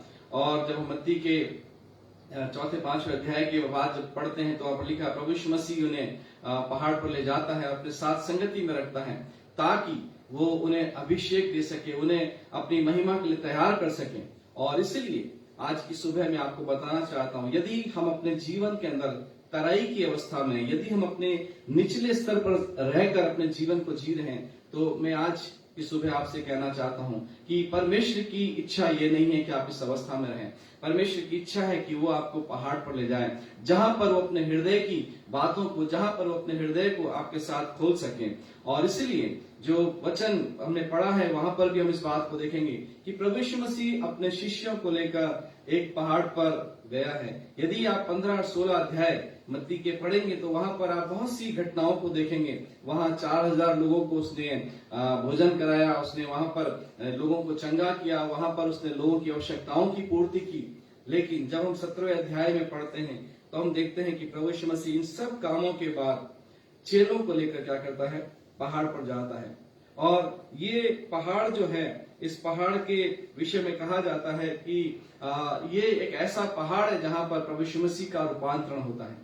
बाइबल में जैसे भाई साहब ने भी बताया, 7 पहाड़ों का जिक्र किया जहां पर अलग अलग आत्मिक घटनाएं घटी हैं और वो आत्मिक जीवन से संबंधित हैं। और उसमें से एक पहाड़ है जिसका नाम हम देखते हैं निर्गमन उसके 3 अध्याय के पहले पद को मेरे साथ निकाल ले, हम पढ़ेंगे निर्गमन उसका 3 अध्याय उसका पहला पद। तो वहां पर हम पहाड़ पर एक घटना को देखेंगे कि वहां पर क्या घटा है। निर्गमन उसका 3 अध्याय उसके पहले पद में परमेश्वर का वचन कहता है, मूसा अपने ससुर यत्रो नामक मिद्यान के याजक की भेड़ बकरियों को चराता था और वह उन्हें जंगल की पश्चिमी और होर नामक परमेश्वर के पर्वत के पास ले गया। और परमेश्वर के दूत ने एक कटीली झाड़ी के बीच आग की लौ में उसको दर्शन दिया और उसने भूमि पर उठकर देखा कि वो झाड़ी जल रही है पर भस्म नहीं होती है। मेरे प्रियो, यहाँ पर हम देखेंगे कि परमेश्वर की आत्मा के अंदर ही वो प्रेरित होकर उस पहाड़ पर जाता है। और बाइबल बताती है होरेब पहाड़ जो है वो लगभग समुद्र सतह से 2285 मीटर ऊंचा है और 7497 फीट की ऊंचाई उसकी है। और उस पहाड़ के ऊपर परमेश्वर जो है मूसा को बुलाता है। ये वही मूसा है जिसके विषय में हम सब जानते हैं कि जब उस इजरायली जो मिस्र में गुलामी में थे और गुलामी की अवस्था इस प्रकार से बढ़ गई थी कि वहां पर एक ऐसा समय आया जब जो भी कोई लड़का वहां पर उत्पन्न होता तो उसे मार दिया जाता था। और परमेश्वर की योजना में इजरायली लोग अब बहुत अधिक पीड़ित हो चुके थे और परमेश्वर को पुकारते हैं। और उस समय में मूसा का जन्म होता है कि वो उनको छुटकारे के लिए तैयार करे। और बाइबल बताती है कि मूसा परमेश्वर के द्वारा चुना हुआ, परमेश्वर की योजना के द्वारा इस पृथ्वी पर भेजा हुआ व्यक्ति था। और उस योजना के दौरान भी मूसा अपने जीवन काल के अंदर संसारिक अवस्था के अंदर होकर संसारिक तरीकों से वो अपने जीवन को गुजार रहा था। नो डाउट उसका परिवेश जो है, उसका लालन पालन, उसका जो कुछ भी शिक्षा है, प्रारंभिक शिक्षा है, वो सब परमेश्वर की योजना के तहत है। लेकिन वो मिस्र में रहकर मिस्री पूरे उस तरीके के अंदर वो जीवन जी रहा था। और एक बार जब वो अपने घर से निकलता है तो लोगों को लड़ता हुआ देखता है और वो देखता है कि एक मिस्री उसके भाई को मार रहा है, तो उसे वो मार कर गाड़ देता है। और इस प्रकार से हम देखते हैं कि मूसा का जीवन जो है वो संसार के तरीके के अनुसार ढल चुका था। लेकिन उस अवस्था के अंदर परमेश्वर की योजना में अभी कुछ और बाकी था। और इस प्रकार से वहां पर देखते हैं कि वो एक दिन और जब निकलता है तो दो इजरायली भाई, इब्री भाई आपस में लड़ रहे थे। और वहां पर परमेश्वर का वचन कहता है कि वहां उसने उनको समझाना चाहा। और वहां हम देखते हैं कि मूसा ऑलरेडी एक अगुवाई के लिए चुना गया, एक नेतृत्व के लिए चुना गया है, लेकिन फिर भी वहां लोग उसके नेतृत्व को स्वीकार नहीं कर रहे, क्योंकि अब तक मूसा जो है वो अपने जीवन को अपने तरीके से, जो कुछ उसके पास समझ है, जो कुछ उसके पास ज्ञान है, जो उसने मिस्री परिवेश में सीखा है, उसके अनुसार वो काम कर रहा है। लेकिन परमेश्वर की योजना में वो सब नहीं था। और मूसा को जब पता चलता है मेरी घटना जो मैंने कुछ किया है वो पता चल गया है और मुझे कहीं राजा सजा न दे दो, भाग जाता है। और भागने के बाद आगे की सारी बातों को हम जानते हैं। उसका विवाह होता है और वो वहां पर अपने ससुर की भेड़ बकरियों को चरा रहा होता है। और तब तीसरे अध्याय को जब हम पढ़ते हैं तो वहां पर ये घटनाक्रम देखते हैं कि मूसा एक पहाड़ के ऊपर भेड़ बकरी को चरा रहा है, वहां पर एक दर्शन उसे मिलता है। और मेरा जो संदेश है वो यही है कि परमेश्वर जब पहाड़ पर हमें बुलाता है तो उसके पास कुछ कार्य हमारे लिए, कुछ बातें हैं जो हमें दिखाना चाहता है, उसकी जो योजनाएं हैं वो हम पर प्रकट करना चाहता है। और हम तीसरे अध्याय में जब देखते हैं तो वहां पर परमेश्वर मूसा से बातचीत करता है। और यही आज की सुबह मैं आपके साथ बताना चाहता हूं कि अगर परमेश्वर से बातचीत करना है, यदि परमेश्वर को जानना है, तो हमें इस तराई में से निकलकर पहाड़ के ऊपर जाने की आवश्यकता है। आज हमारे जीवन काल में जब हम इस संसार में हैं, इस संसार में रहते हुए हम अपने कार्यों के अंदर, हम अपनी सेवकाइयों के अंदर इतने अधिक व्यस्त हो जाते हैं कि हमें नहीं मालूम कि हमने आखिरी बार परमेश्वर के साथ कब टाइम स्पेंड किया, कब हमने परमेश्वर की आवाज को सुना। क्योंकि हमारे पास बहुत से अनुभव हो चुके हैं और उस अनुभव के अनुसार ही आज बहुत से लोग सेवकाई कर रहे हैं। लेकिन मैं आपको बताना चाहता हूं कि परमेश्वर प्रतिदिन हमारा इंतजार करता है। परमेश्वर चाहता है प्रतिदिन हम उसके साथ संगति करें, प्रतिदिन हम उसके साथ अपने समय को बिताएं। क्योंकि बाइबल बताती है यिर्मयाह 33:3 के अंदर जिस तरह से परमेश्वर का वचन कहता है, जो बातें अभी घटी भी नहीं है, जो बातें अभी चित्त में भी नहीं है, वो कहता है जब मुझसे बातचीत करोगे, प्रार्थना करोगे, तो वो बातें जो अभी तक हुई भी नहीं है वो मैं तुम पर प्रकट करूंगा। हालेलुया। परमेश्वर की इच्छा है कि वो नई नई बातों को अपने लोगों के साथ बांटे। और मैं परमेश्वर का धन्यवाद करता हूं कि मेरे अंदर हमेशा इस बात की उत्सुकता रहती है कि मैं हमेशा कुछ नई चीजों को परमेश्वर से प्राप्त करूं, नई चीजों को मैं सीखूं। और जैसे मैं इस बात को बता रहा था कि परमेश्वर का इच्छा है कि हम उससे नई नई बातों को जानें। और जितना अधिक हम परमेश्वर की नई बातों को जानेंगे, हम उतना अधिक उससे क्या करेंगे, प्रेम करने लगेंगे, उससे और अधिक हमारा समर्पण बढ़ने लगेगा। किसी परमेश्वर के दास के एक बार एक संदेश को मैं सुन रहा था और उनके संदेश में मैंने एक बात जो सीखी और मुझे बहुत आशीष वो बात दे के गई, उस बात को मैं आपके साथ बांटना चाहता हूं। वो बता रहे थे कि हम अपने जीवन काल में जब किसी गाने को गाते हैं या जब हम कोई चीजों को करते हैं तो थोड़े समय बाद हम उब जाते हैं और हम उन गीतों से, उन बातों से उब कर फिर हम थोड़ा धीमे हो जाते हैं। लेकिन स्वर्ग के अंदर आज भी स्वर्गदूत जो हैं 24 घंटे परमेश्वर की आराधना करते हैं, पुकार पुकार कर कहते हैं पवित्र पवित्र पवित्र सेनाओं का परमेश्वर। यही एक लाइन हम पूरे बाइबल में हम देखेंगे। स्वर्ग में जब भी प्रकाशित वाक्य को हम पढ़ते हैं तो वहां पर एक तो लाइनें जो है वो हमेशा चलती हैं कि वो पवित्र पवित्र सेनाओं का परमेश्वर है। तो वो बता रहे थे कि जब स्वर्गदूत परमेश्वर की परिक्रमा करते हैं, उसके चारों तरफ घूमते हैं, और जब ऐसे घूमकर जब दोबारा परमेश्वर के सामने आते हैं तो परमेश्वर का एक नया रूप उन्हें दिखाई देता है। फिर वो ऐसे राउंड लगाकर जब फिर सामने आते हैं, फिर परमेश्वर का एक नया रूप। और वो बता रहे हजारों साल से स्वर्गदूत जो उनकी परिक्रमा कर रहे हैं वो भी आज तक परमेश्वर को पूरा नहीं देख पाए। मैं परमेश्वर का धन्यवाद देता हूं कि परमेश्वर कितना विशाल परमेश्वर है। हम थोड़ा सा कुछ सीख लेने के बाद, हम थोड़ा सा शिक्षाओं को पाने के बाद हम समझते हैं हमने परमेश्वर को जान लिया। मेरे प्रियो, एक छोटी सी इस संदेश के अंदर मैंने इस बात को देखा कि 2400 घंटे स्वर्गदूत जब परमेश्वर की परिक्रमा करते हैं और हजारों साल से परिक्रमा कर रहे हैं, जब वो परमेश्वर के सामने आते हैं, परमेश्वर का एक नया रूप उन्हें देखने को मिलता है और वो कहते हैं हालेलुया, परमेश्वर की स्तुति हो, क्योंकि हर बार उनके सामने परमेश्वर एक नए रूप में है। लेकिन हमने अपने जीवन के कुछ सालों में हम सोचते हैं हमने परमेश्वर को पूर्ण जान लिया, हमने बहुत मात्र कम जाना है। और इसीलिए मैं बताना चाहता हूं कि जब हम पहाड़ पर जाते हैं, जब हम परमेश्वर के उस स्थान पर, जैसे भजन संहिता 123 में भी हमने पढ़ा कि हम जब उस पर्वत की ओर जाते हैं, जब उस विराजमान परमेश्वर की ओर देखते हैं, हमें एक नया रूप दिखता है और हर एक रूप हमारे जीवन के लिए आशीष का कारण है। हर एक रूप हमारे जीवन को एक नया आनंद देता है। सो मैं चाहता हूं कि हम इस बात को समझें कि जो पहाड़ की जो बुलाहट है वो हमारे जीवन के अंदर बहुत महत्वपूर्ण है। आज हम विचार करेंगे कि हमारे जीवन के अंदर हम कब आखिरी बार उस पहाड़ पर गए, कब हमने आखिरी बार परमेश्वर के साथ अपने समय को स्पेंड किया है, कब आखिरी बार हमने परमेश्वर की धीमी और मधुर आवाज को सुना है। यदि नहीं तो आज मैं आपको उत्साहित करूंगा। हो सकता है आप अपने जीवन काल के अंदर व्यस्त हो, आप अपने कामों के अंदर बहुत व्यस्त हो सकता है आप एक्सपर्ट हो, निपुण हो चुके हो, लेकिन फिर भी कहीं ना कहीं क्या वो रिलेशनशिप हमारे जीवन में परमेश्वर के साथ आज है। पूरी बाइबल का एक ही सार है कि परमेश्वर मनुष्य को परमेश्वर के साथ एक संबंध में देखना चाहता है। उसका पुत्र प्रभु यीशु मसीह इसीलिए आया कि हम परमेश्वर के साथ एक हो जाएं। नाना प्रकार की आज डॉक्ट्रिन्स है, नाना प्रकार की ज्ञान की बातें हैं, लेकिन फिर भी परमेश्वर का वचन कहता है कि जब उसका पुत्र इस पृथ्वी पर आएगा तो क्या वो विश्वास पाएगा। इस कोरोना काल में हमने देखा बहुत सारे प्रभु के बड़ी बड़ी बात करने वाले लोग, लेकिन विश्वास में टिक नहीं पाए। मेरे प्रिय, छोटी छोटी सी घटनाएं हमारे विश्वास के स्तर को हिला देती हैं, हमारे विश्वास के लेवल को गिरा देती हैं। तो हम वचन में लिखा है, जब तुम प्यादों के साथ नहीं दौड़ पाए तो घोड़ों के साथ कैसे दौड़ो।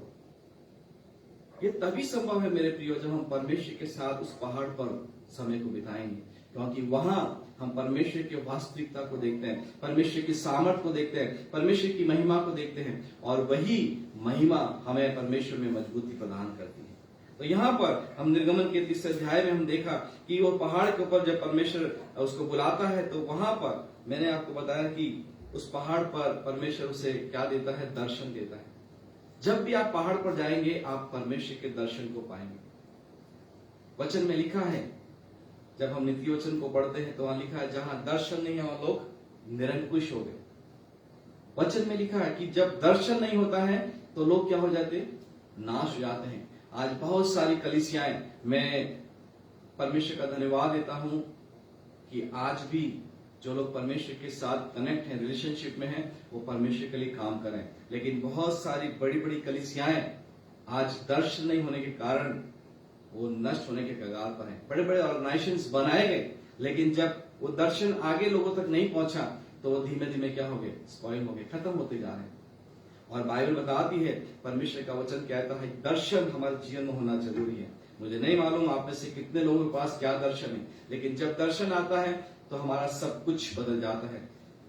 शाऊल के बारे में हम जानते हैं, वो कलीसिया को सताने वाला व्यक्ति था, लेकिन जब प्रभु यीशु मसीह से उसका एनकाउंटर हुआ, जब प्रभु यीशु मसीह का दर्शन उसने पाया, उसके जीवन का लक्ष्य बदल गया। और वही आज हमारे जीवन के लिए आवश्यक है। आज हमारे जीवन का लक्ष्य क्या है? एक मनुष्य का जन्म होता है, पढ़ता लिखता बड़ा होता है, शादी होती है, बच्चे होते हैं और वो अपने उस जिम्मेदारी में लगा रहता है। लेकिन परमेश्वर ने सिर्फ इसके लिए नहीं बुलाया है। ये सब चीजें अपने जीवन में हैं, हमें इसका ये प्रक्रिया से होकर जाना है, लेकिन उससे बढ़कर परमेश्वर की योजना हमारे जीवन के लिए है कि अब उसके लिए इस्तेमाल हो, हमारा जीवन का मुख्य भाग उसके लिए होने पाए। और इसलिए परमेश्वर का वचन कहता है कि दर्शन का होना हमारे जीवन में जरूरी है। और दर्शन पहाड़ पर मिला करते हैं। जैसे मूसा को दर्शन मिला और मूसा के जीवन का सब कुछ बदल गया।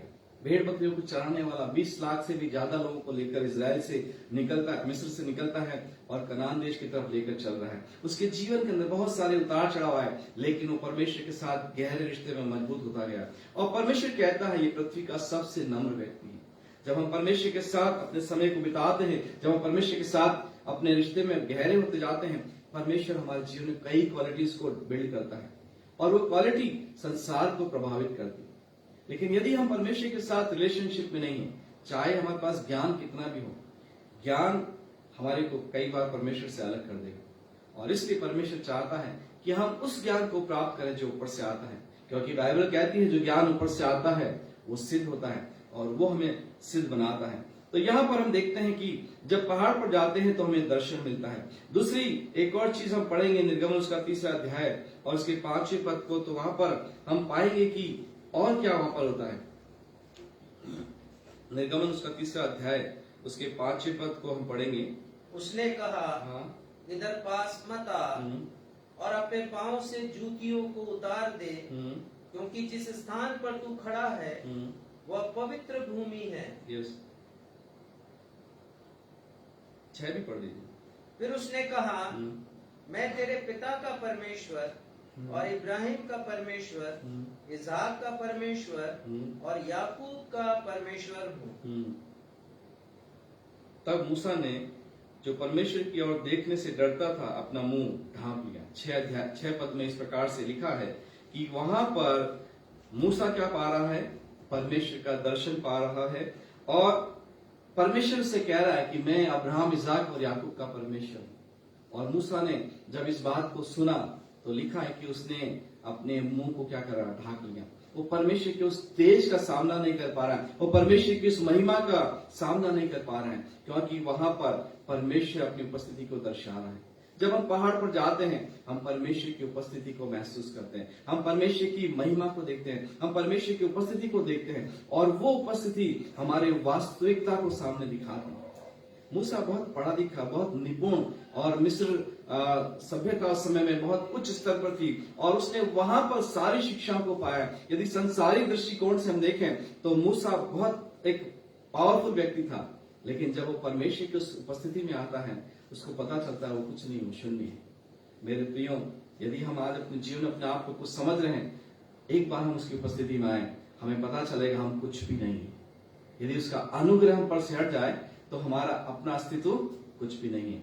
और मैं आपको उत्साहित करना चाहता हूं कि परमेश्वर की इस कॉलिंग को, इस बुलाहट को समझें कि वो पहाड़ पर क्यों बुलाना चाहता है। परमेश्वर की इच्छा है कि वो आपको पहाड़ पर बुलाकर अपनी उपस्थिति का आभास आपको कराए और अपनी उपस्थिति में वो आपको रखे। दाऊद कहता है, कहीं और दिन बिताने से उत्तम है मैं परमेश्वर की डेवढ़ी पर खड़ा रहूं। मेरे प्रियो, आज कहीं हम समय बिता सकते हैं, बहुत संसार के अंदर ग्लैमर है, बहुत संसार के अंदर चकाचौंध करने वाली बातें हैं, लेकिन क्या वहां पर हमारे जीवन के लिए कुछ है क्या? एक थोड़ा समय का एंटरटेनमेंट है, थोड़ा समय का मनोरंजन है, लेकिन वहां पर रहते रहते हम फिर थोड़ी देर बाद क्या होते हैं, अपने अंदर एक खालीपन को महसूस करते हैं। लेकिन यहाँ परमेश्वर का वचन कहता है, जब हम उसकी उपस्थिति में चले जाते हैं, जब उसकी उपस्थिति में आते हैं, किसी परमेश्वर के दास ने लिखा कि उसका नशा उतरता नहीं, चढ़ता जाता है।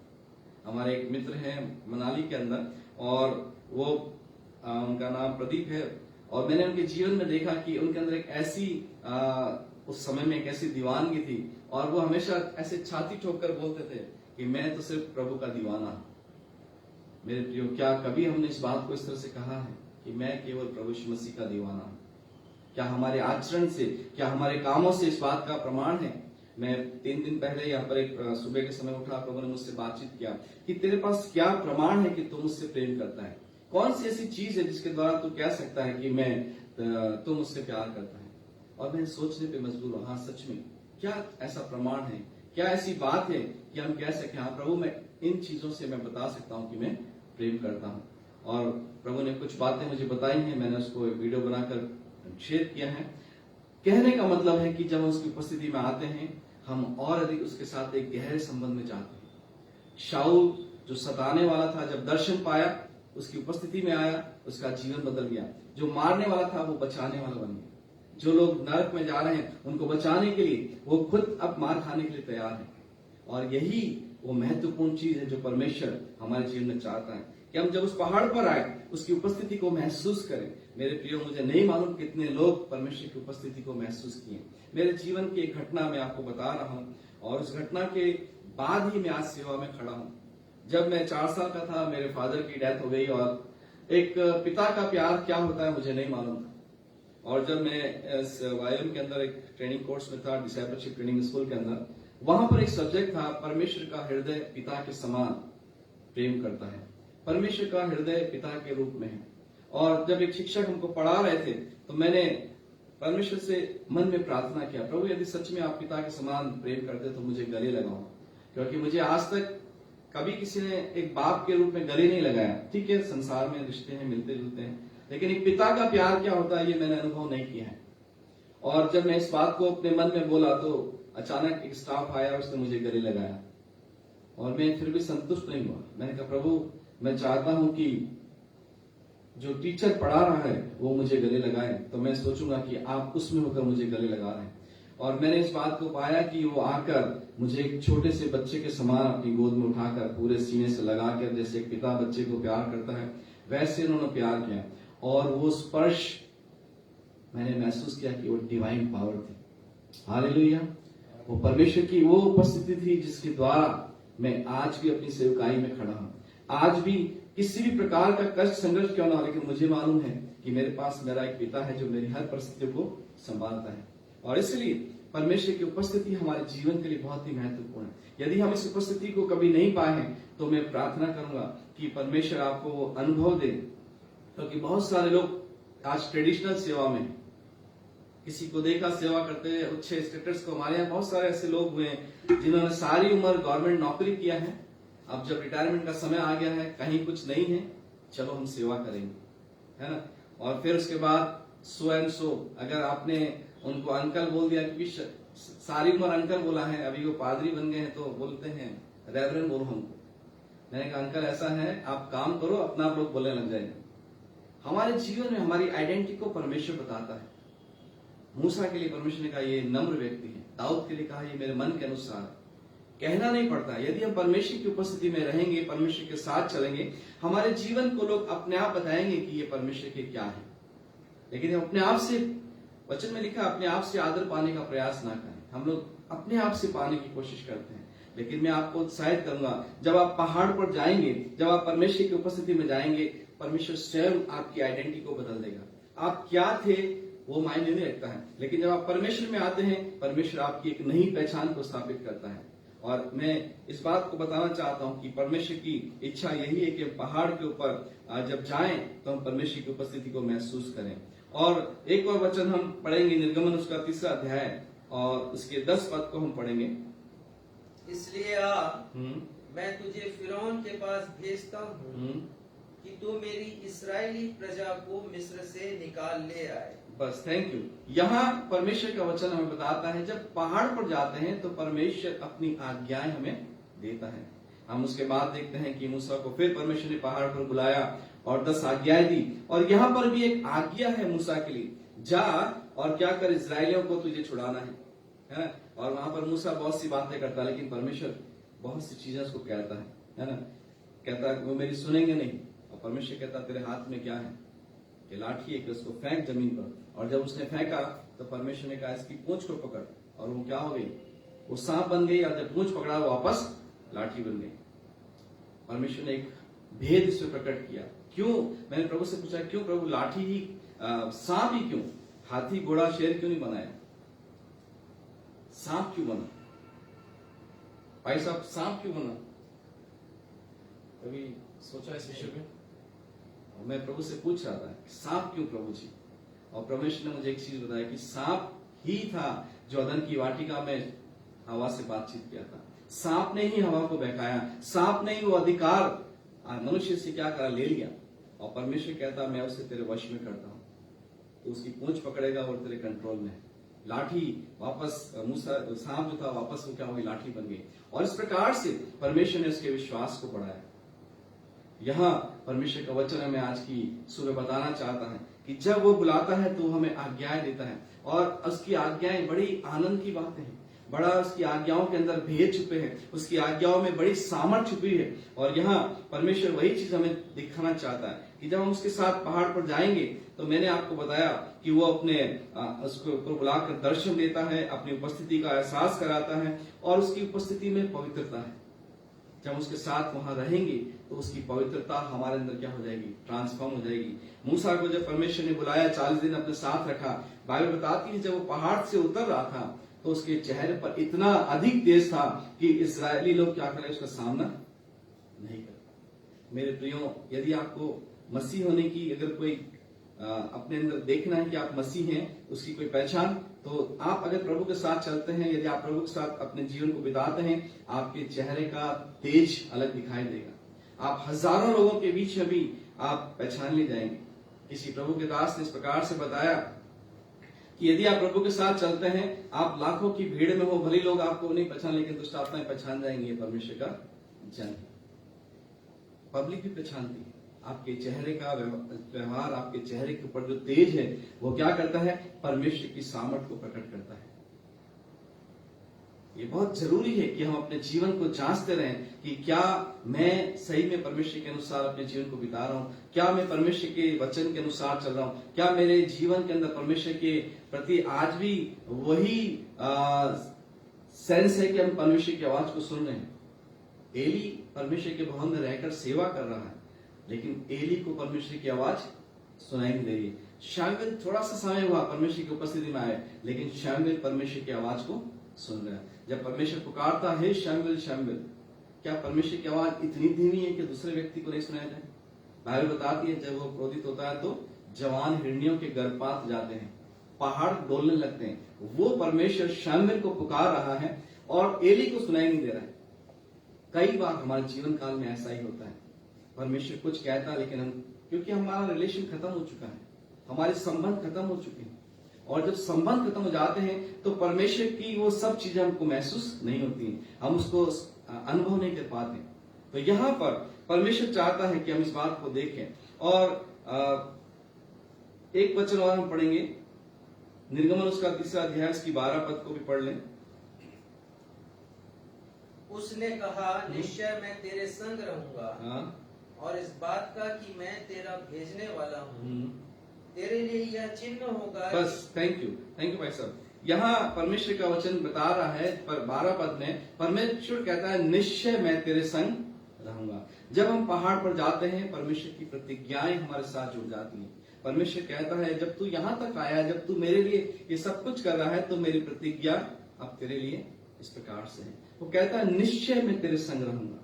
यदि परमेश्वर की प्रतिज्ञाएं आपको चाहिए, परमेश्वर का आश्वासन आपको चाहिए, तो आपको तराई में से निकलना पड़ेगा, वैली में से निकलना पड़ेगा और पहाड़ की तरफ जाना होगा। और जैसे हमने हग्गे नबी की किताब को पढ़ा है, और यहाँ पर परमेश्वर का वचन कहता है 8 पद में कि पहाड़ पर चढ़ आओ और लकड़ी ले आओ और इस भवन को बनाओ, और मैं उसको देखकर प्रसन्न होऊंगा और मेरी महिमा होगी। यहोवा का यही वचन है। परमेश्वर की इच्छा है पहाड़ पर चढ़ आए हम, है ना। हम संसार में रहते हुए बहुत जीवन को जी ली, हमने अपने जीवन को अपने तरीके से बहुत अधिक बिता लिया है, लेकिन आज की सुबह परमेश्वर हमसे कहता है पहाड़ पर चढ़ाओ। मेरे प्रियो, पहाड़ पर कैसे हम जा सकते हैं, कैसे हम उस पहाड़ के ऊपर खड़े हो सकते हैं, कैसे हम पहाड़ पर चढ़ सकते हैं, ये आज हमारे लिए सोचने वाली बात है। हम संसार में इतने व्यस्त हो चुके हैं, संसार के काम, संसार की जिम्मेदारी में। मेरा एक सवाल है, यदि आपके पास एक बड़ी सेवकाई है, यदि आपके पास एक बड़ा प्रोजेक्ट है, यदि आप किसी बड़े जगह पर काम कर रहे हैं, और यदि वहां से परमेश्वर आपको बुलाए कि ये सब छोड़कर मेरे पास चला, कितने लोग तैयार हैं आज की सुबह? यदि प्रभु कहे सेवकाई को छोड़ो और मेरे साथ समय बिता, क्या हम तैयार हैं? हम लोग अब इतने अभ्यस्त हो गए इन चीजों के, यदि ये चीजें हमारे आसपास नहीं हो तो हम चैन से नहीं रह पाएंगे। लेकिन परमेश्वर कहता है ये सब चीज को छोड़कर क्या कर, मेरे पास आ जा। एलिया का एक वचन मुझे बहुत अच्छा लगता है। परमेश्वर का वचन कहता है कि मैं जिसकी उपस्थिति में रहता हूं उसकी ओर से बात बोल रहा हूं कि जब तक मैं नहीं कहूंगा तब तक बारिश नहीं होगी। ये हियाव कहां से आया एलिया के पास? क्योंकि वो परमेश्वर की उपस्थिति में रहता है, और इसीलिए उसके पास वो हियाव है कि वो जाकर राजा के सामने खड़ा होकर इस बात को बोल सकता है। और ये बात उत्पत्ति के 12 अध्याय में परमेश्वर ने अब्राहम से कही, मेरी उपस्थिति में चल और सिद्ध होता जा। यदि तू मेरी उपस्थिति में रहेगा तो तू क्या होगा, सिद्ध बनेगा। लेकिन यदि उपस्थिति से हम भाग गए, यदि उपस्थिति से हम दूर रहकर हम परमेश्वर के लिए सब कुछ करें, उसकी उपस्थिति में नहीं आए, तो परमेश्वर की दृष्टि में उसका कोई महत्व नहीं है। मैं आज की सुबह आपको बताना चाहता हूँ, जब परमेश्वर की इच्छा हम पहाड़ पर चढ़ाएं तो बहुत जरूरी है कि हम इस बात को समझें। हमारे पास जो कुछ भी है, जो कुछ भी कर रहे हैं, उसे कुछ समय के लिए छोड़ दें और परमेश्वर के साथ बैठना स्टार्ट करें, परमेश्वर के साथ संगति करना शुरू करें। और पहाड़ पर चढ़ने के लिए मेरा एक दोस्त है मनाली के अंदर, और उनको भारत सरकार की तरफ से स्नो टाइगर की उपाधि दी गई है। और उन्होंने ये जब बर्फबारी थी उसमें उसने 22 लोगों की जान को बचाया है। और मैं उनसे बातचीत कर रहा था पहाड़ पर जाने के लिए क्या क्या करना पड़ता है, कैसे करना पड़ता है, तो बता रहे थे बहुत सारी चीजें, लेकिन कुछ खास बातें जो मेरे आत्मिक जीवन से संबंधित है, मैंने उन बातों को नोट किया और उसमें से कुछ बातें हैं जो मैं आपके साथ बांटना चाहता हूँ। पहाड़ पर चढ़ने के लिए 3 या 4 चीजों की बहुत महत्वपूर्ण आवश्यकता होती है। उसमें पहला है ऑक्सीजन सिलेंडर का होना उनके लिए बहुत जरूरी। एक छोटा सा ऑक्सीजन सिलेंडर वो लोग रखते हैं, इन केस अगर नहीं ऑक्सीजन मिले तो उसके द्वारा सर्वाइव कर सकें। और मैं इस बात को देख रहा था कि ऑक्सीजन किस प्रकार से प्रभु की उपस्थिति में जाने के लिए कैसे क्या मायने रखती है, ऑक्सीजन का क्या मतलब है। और परमेश्वर ने मुझे बताया पवित्र आत्मा जो है वो ऑक्सीजन के समान है। यदि मुझे और परमेश्वर में अगर खड़ा रहना है तो पवित्र आत्मा का मेरे जीवन में होना आवश्यक है। आज बहुत सारे लोग नाना प्रकार की चीजों के द्वारा सेवा कर रहे हैं, लेकिन बहुत सी कलीसियाओं से पवित्र आत्मा चला गया। आप चाहे माने ना माने, लेकिन मैं आपको बता रहा हूं कि पवित्र आत्मा बहुत सी कलीसियाओं से क्या हो गया, बाहर हो गया है। बहुत सारी कलीसियाओं के हाल यही है। क्यों लड़ाई झगड़े हैं, क्यों डिस्प्यूट्स हैं, उसका कारण यही है कि पवित्र आत्मा वहां से चला गया। और बहुत बार हमको पता भी नहीं चलता है। शिमशोन अभिषेक व्यक्ति था, लेकिन जब वो परमेश्वर की आज्ञाओं के उल्लंघन, परमेश्वर की वचन के अनुसार जब वो नहीं चला, तो लिखा है कि उसके ऊपर से आत्मा क्या हो गया, उठ गया। वो अभिषेक उसके ऊपर से उठ गया। और आज भी यही बात है, जब कलीसिया परमेश्वर के वचन के अनुसार नहीं चलती है, जब कलीसिया परमेश्वर के वचन के अनुसार नहीं खड़ी होती है, या अगुआ परमेश्वर के वचन के अनुसार नहीं चल रहा है, चाहे कुछ भी कलीसिया हो, चाहे कोई भी संस्था हो, यदि वो परमेश्वर के वचन के अनुसार नहीं चल रहे हैं तो परमेश्वर का प्रेजेंस उठ जाता है और इसी कारण बहुत सारी समस्याएं उत्पन्न होती है। तो यहाँ पर ऑक्सीजन का मतलब है पवित्र आत्मा का हमारे जीवन, उसके बिना हमारा मसीह जीवन डेड है, हम मृतक के समान हैं। तो इसलिए ऑक्सीजन का पहाड़ पर जाने का मतलब है ऑक्सीजन का होना और परमेश्वर की उपस्थिति में जाना, क्योंकि पवित्र आत्मा ही हमें प्रभु यीशु मसीह के समान बना सकती है। पवित्र आत्मा ही है जो हमें परमेश्वर के पास ले जा सकती है, हम अपने आप से नहीं जा सकते।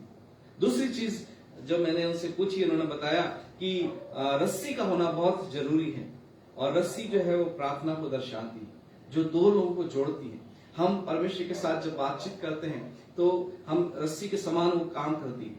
हम परमेश्वर से बात करते हैं, परमेश्वर का वचन कहता है तो मुझसे बातचीत कर, आओ हम आपस में बैठकर वाद विवाद करें। बहुत सी बातें हैं जो परमेश्वर अपने वचन के द्वारा हमें इस बात को बताता है कि वो हमें कनेक्ट करता है।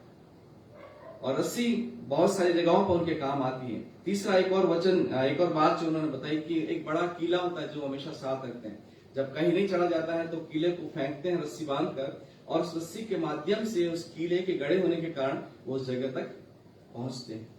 कीला जो है वो परमेश्वर के वचन को दर्शाता है। जब तक परमेश्वर का वचन हमारे जीवन में नहीं आएगा, जब तक हम उसके उस सही रूप को अपने जीवन में नहीं लेंगे, तब तक हम अपने जीवन के अंदर आगे नहीं बढ़ सकते। और यही वो कुछ बातें हैं जो हमारे जीवन के लिए बहुत ही महत्वपूर्ण है। तो मैं चाहता हूं आज की सुबह जो मेरा उद्देश्य है, मेरा संदेश है, वो यह है कि परमेश्वर की इच्छा हम पहाड़ पर चढ़ाएं। और पहाड़ पर क्या क्या है वो बातें मैंने आपके साथ बांटी हैं, और कैसे हम परमेश्वर के साथ उस पहाड़ पर चढ़ सकते हैं मैंने आपको बताया। पवित्र आत्मा का हमारे जीवन में होना आवश्यक है। प्रार्थना करें, पवित्र आत्मा से हम अपने आप को भरें, प्रभु से कहें प्रभु हमें इसकी जरूरत है, हम इसके बिना कुछ नहीं कर सकते। हमारा ज्ञान, हमारी सामर्थ, हमारी बुद्धि परमेश्वर के पास नहीं ले जा सकती, लेकिन पवित्र आत्मा है जो हमें परमेश्वर के साथ कनेक्ट करता है। और दूसरी चीज परमेश्वर के वचन। अभी पिछले दिनों हम संजीव और हम आपस में बातें करें तो बता रहे थे कि जीजू आज बहुत बड़ी समस्या संस्था के अंदर यह है कि लोग वचन को नहीं पढ़ते, काम कर रहे हैं, सुबह से शाम भाग रहे हैं, दौड़ रहे हैं, लेकिन जो परमेश्वर का वचन है उसका अध्ययन लोगों के पास नहीं। जो कुछ भी है कभी पढ़ा था वो आज काम में ले रहे हैं, लेकिन नहीं, आज हर दिन, क्योंकि वचन जो है एक मन्ने के समान है जो प्रतिदिन हमारे जीवन के लिए आवश्यक है। और तीसरी चीज जैसे मैंने बताया रस्सी, एक प्रार्थना, आराधना जो है हमारे जीवन के अंदर होना बहुत जरूरी है। और ये सब चीजें होंगी तभी हम परमेश्वर की प्रेजेंस में बने रह सकते हैं, और इसके प्रेजेंस में हम बने रहेंगे तभी हम कुछ बातों को परमेश्वर जो नए रूप से करना चाहता है। मुझे नहीं मालूम कि अभी इन दिनों के अंदर लोग किस प्रकार से देख रहे हैं संसार को। बहुत सी बातें हैं जो वचन में पुराने समय में लिखी है, हम उन सब बातों को देखकर हम कहते हैं प्रभु यीशु मसीह का आगमन निकट है। लेकिन क्या हमने प्रभु से बातचीत किया है? क्या प्रभु इन दिनों में कुछ करना चाहता है? क्या नई चीजें प्रभु लाना चाहता है?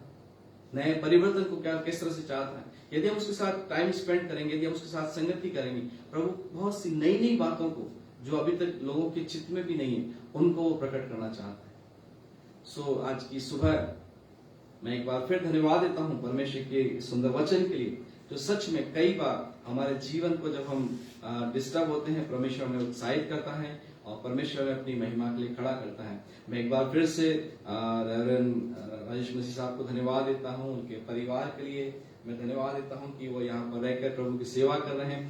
प्रभु ने बहुत आय से आशीषित करे, और खासकर हम उनकी पत्नी के लिए और उनकी मम्मी के लिए प्रार्थना कर रहे हैं कि प्रभु ने चंगा करे, ताकि वो सेवकाई में पिलर हो। हम जानते हैं पतरस जब प्रभु यीशु मसीह संसार में थे, पतरस की सास बीमार थी और प्रभु यीशु मसीह ने उसे ठीक किया, तो वहां लिखा है कि वो उनकी सेवा टहल करने लगी, है ना। तो हम चाहते हैं कि प्रभु ने खड़ा करे, जरूरी नहीं कि फिजिकली हो, वो प्रार्थना के द्वारा भी बड़ी सेवा अपने परिवार के साथ दे सकते हैं। सो हम प्रार्थना कर रहे हैं प्रभु उनको चंगा करे और अपनी महिमा के लिए खड़ा करे, और परमेश्वर का धन्यवाद हो इस अच्छे समय के लिए। प्रभु बहुत ऐसे आपको आशीष दे।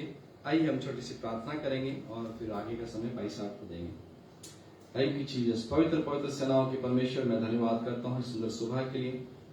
बहुत सी प्रार्थना विषय आज रखे गए हैं प्रभु इस कलीसिया में। मैं उन सब विषयों को तेरे सिंहासन के पास लाता हूँ और पवित्र आत्मा की मोहर को मैं उन विषयों पे लगाता हूँ प्रभु जी। आज के दिन वो सारी प्रार्थना विषय यीशु के नाम से फुलफिल होने पाए। जो बीमार हैं यीशु के नाम से चंगे होने पाए। जो भाई 1 साल से बीमार है, मैं यीशु के नाम से आगे देता हूं कि वो चंगा होने पाए। प्रभु तेरा वचन कहता है, तूने अपने वचन को भेजकर अपने लोगों को चंगा किया है। मैं उस वचन को क्लेम करता हूं, वो जहां कहीं है यीशु के नाम से उनके जीवन में चंगाई आने पाए। भाई साहब की मम्मी पूरी तरह से यीशु के नाम में चंगे होने पाए। उनकी वाइफ के पेट में जो कुछ भी तकलीफ है, यीशु के नाम से वो जड़ से खत्म होने पाए। प्रभु मैं तेरे लहू को उस भाग पे लगाता हूँ, क्योंकि उस लहू में सामर्थ्य है प्रभु। वो लहू हमारे छुटकारे का प्रतीक है, वो लहू हमारे जीवन का प्रबंध है प्रभु जी। हम उस लहू के कारण प्रभु जी उस चंगाई की घोषणा करते हैं। वो भाई जिसकी जमीन को किसी ने कब्जा किया है, यीशु के नाम से छोड़ने पाए। उस जमीन के ऊपर प्रभु तेरा अनुग्रह आने पाए। प्रभु मैं चाहता हूँ तेरी इच्छा उस जगह पे पूरी हो और तेरा नाम महिमा पाए। एक बार फिर से इस छोटे झुंड को मैं आपके हाथों में सौंपता हूँ प्रभु। मैं धन्यवाद देता हूँ, तेरा वचन कहता है छोटे झुंड मत डर, क्योंकि पिता को भाया ये राज्य तुम्हें दिया जाए। मैं उस वचन के अनुसार प्रार्थना करता हूँ, आप इन्हें प्रभु जी बिलासपुर में इस कलीसिया को मल्टीप्लाई करें। इस कलीसिया के द्वारा नई ब्रांचेस खुलने पाए। तमाम जो प्रभु जी बिलासपुर के प्रभु जी वार्ड्स हैं या जो प्रभु जी विलेज हैं, उन जगहों पर इस जगह से आपकी सेवकाई फैलने पाए प्रभु, और हर क्षेत्र में आपके राज्य की स्थापना हो। प्रभु मैं संजीव और रीटा को भी आपके हाथों में सौंपता हूँ। फ्यूचर सारी प्लानिंग को मैं तेरे हाथों में सौंपता हूँ प्रभु, बरकत दे। प्रभु जी भाई साहब के बच्चों के जीवन को मैं आपके हाथों में सौंपता हूँ कि बेटा बेटियों को प्रभु मैं तेरे नाम से आशीष देता हूँ, ताकि वो फले फूले और तेरे महिमा के भाग हो। सारा आदर महिमा इस समय आपको मिलने पाए। जितने लोग ऑनलाइन है प्रभु, यीशु के नाम से वो आशीष पाए और आपका नाम उनके जीवन में महिमा पाए। यदि कोई संघर्ष में है, यीशु के नाम में उनके छुटकारा आने पाए और वो तेरे महिमा के भागीदार हो। प्रार्थना को यीशु मसीह के नाम से मांगते हैं, सुनो कबूल कर। आमीन।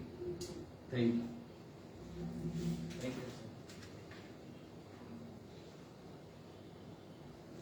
परमेश्वर पिता को धन्यवाद देते हैं इस सुंदर वचन के लिए, जिसे अपने दास के माध्यम से उन्होंने हम सभी के समक्ष रखा है।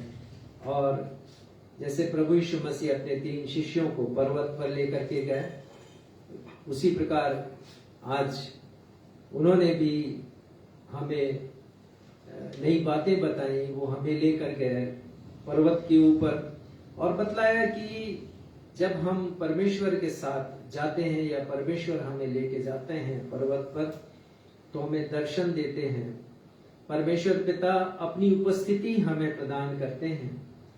परमेश्वर पिता अपनी आज्ञाओं को हमें बतलाते हैं, हमें करना क्या है।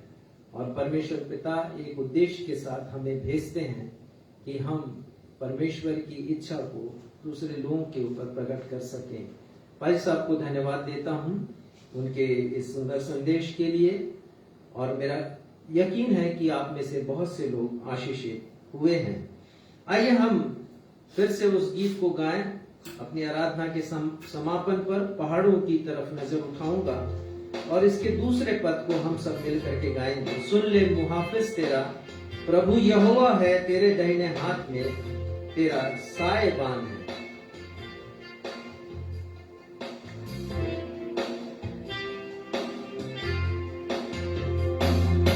सुन ले मुहाफिज तेरा, प्रभु यहोवा है, तेरे दाहिने हाथ में तेरा साएबान है।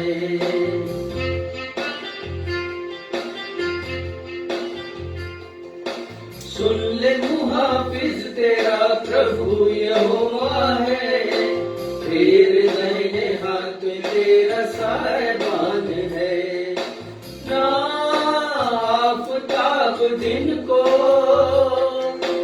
ना महताब रात को, ना आफताब दिन को, ना महताब रात को, तुझको ना कभी भी ये सताएंगे, हर बला से खुदा ही बचाएंगे, आने जाने में बचाएंगे, हमको यकीन है बचाएंगे।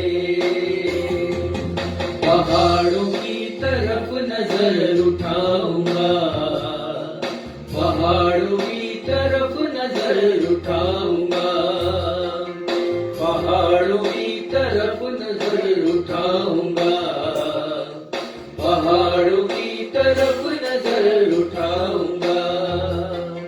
मेरी सहायता कहाँ से आएगी, मेरी सहायता कहाँ से आएगी, जिसने आसमान और जमीन बनाई है, उसी खुदा को मैंने मददगार पाया है, मदद वहीं से मैं तो पाऊंगा, मदद वहीं से मैं तो पाऊंगा, मदद वहीं से मैं तो पाऊंगा।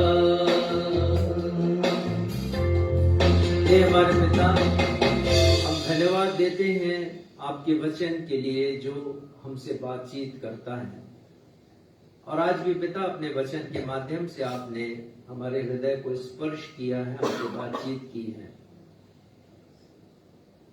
पिता, आप अपने वचन के माध्यम से हमें आज पर्वत पर ले गए और बहुत उत्तम शिक्षाएं आपने हमें प्रदान की। हम आपको धन्यवाद देते हैं।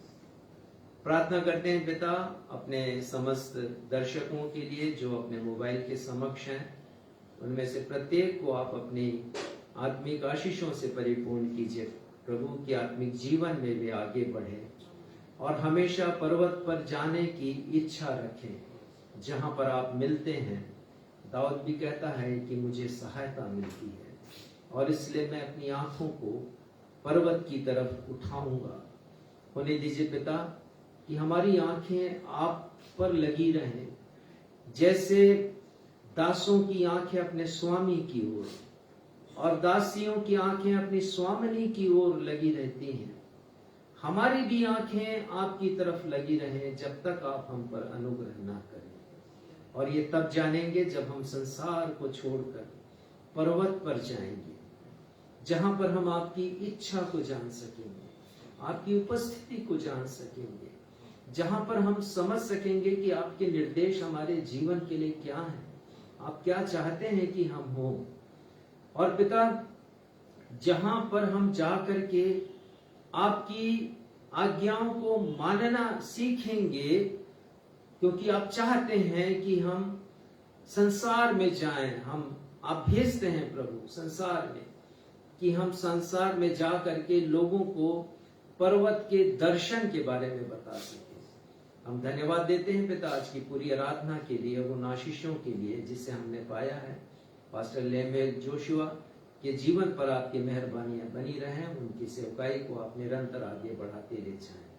पिता हम अपनी इस प्रार्थना को आपके बेटे हमारे उद्धारकर्ता प्रभु यीशु मसीह के अतुलनीय नाम में मांगते हैं।